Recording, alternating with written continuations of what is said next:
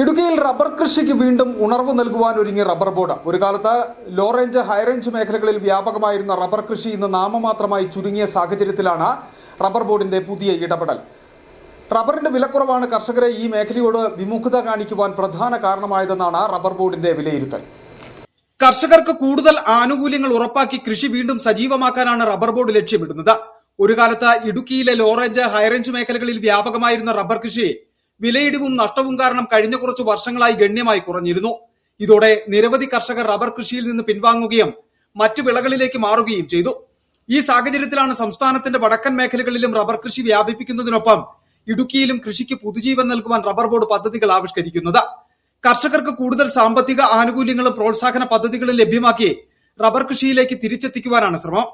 റബ്ബറിന്റെ വിലക്കുറവാണ് കർഷകരെ ഈ മേഖലയോട് വിമുഖത കാണിക്കുവാൻ പ്രധാന കാരണമായതെന്ന് റബ്ബർ ബോർഡ് ചെയർമാൻ എൻഹരി പറഞ്ഞു.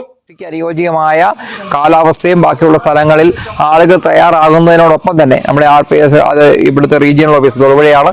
അവിടുന്ന് വേണ്ട എല്ലാ സഹകരണവും റബ്ബർ ബോർഡിന്റെ ഭാഗത്തുനിന്ന് എല്ലാ സഹകരണങ്ങൾ ചെയ്യുകയും അതിന് വേണ്ടിയിട്ടുള്ള ആ മേഖലകളിൽ എന്തൊക്കെയാണോ സഹായങ്ങൾ വേണ്ടത് എല്ലാം റബ്ബർ ബോർഡിന്റെ ഭാഗത്തുനിന്ന് ചെയ്തു കൊടുക്കുകയും. താങ്ങുവില ഇപ്പോൾ റെക്കോർഡ് വിലയിലാണ്, അത്യാവശ്യം വർദ്ധിപ്പിച്ചിട്ടുണ്ട്. പക്ഷെ അതൊന്നും അപര്യാപ്ത. കർഷകർക്ക് മികച്ച പിന്തുണയും പ്രോത്സാഹനവും ഉറപ്പാക്കി റബ്ബർ കൃഷിയുടെ വിസ്തൃതി വർദ്ധിപ്പിക്കുവാനുള്ള നടപടികൾ തുടരുമെന്നും അദ്ദേഹം വ്യക്തമാക്കി. City vision, Nedumkandam.